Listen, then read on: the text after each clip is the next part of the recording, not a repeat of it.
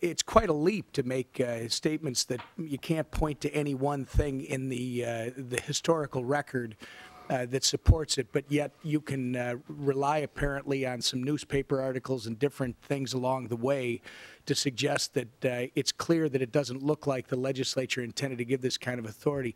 Representative Emmer, if you're looking for legislative history, you may also want to read the brief that the House of Representatives submitted to the district court in the case.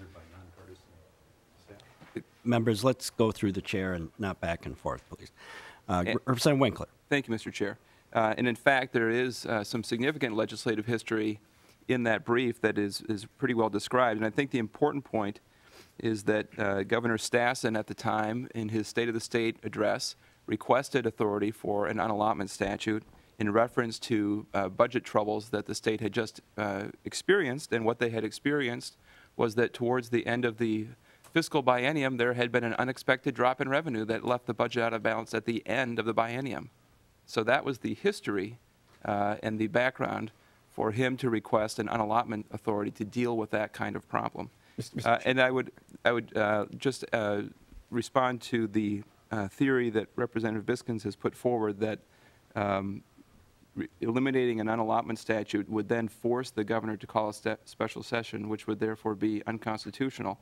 You might want to remember that the Constitution doesn't contain an unallotment clause. So therefore, already the Constitution anticipates that in the event that we cannot balance the budget or the budget is out of balance at the end, the only way to change it would be for the governor to call a special session. So in fact, the Constitution requires that the governor call a special session if there is not a balanced budget towards the end. That is the only way to resolve it.